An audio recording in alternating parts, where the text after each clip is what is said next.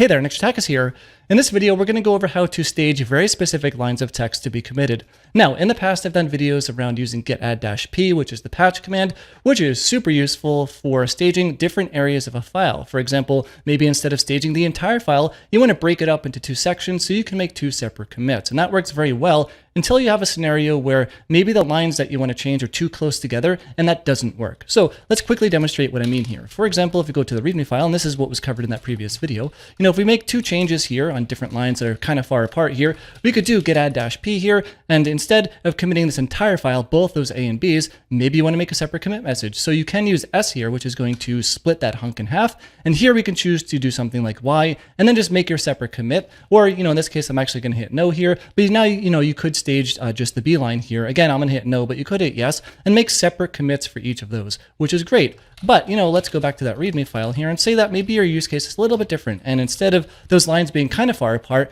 maybe they're right next to each other here on different lines. So now if we do a get add-p here, and this is like, the new territory for this video here, we can't split that because Git is like, what, I kind of don't know what to split it on.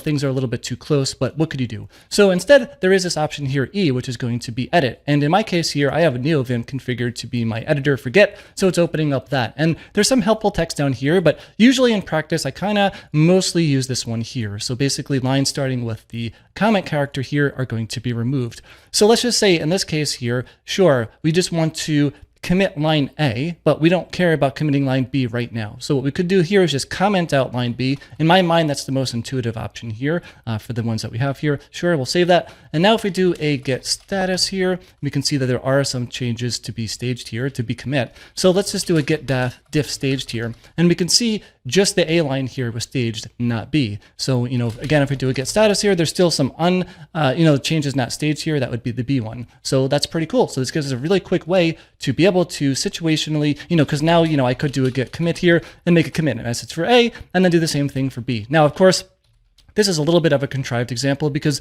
in practice, you might choose just to remove the line B and then do your get commit like normal and then add the line B there later. But in a real project where you might have some complicated logic or some other stuff, yeah, it's really super nice to be able to control the lines that you want to commit. Now, there are some Git UI programs that help you even further to do things like this, but I find using get add-p with the edit feature to be quite handy. I reach for it from time to time. So with that said, if you have any questions, feel free to leave some comments. I'll do my best to answer all of them. And if you like the video, please give it a thumbs up. It really does help a lot. Thanks a lot for watching, and I will see you in the next video.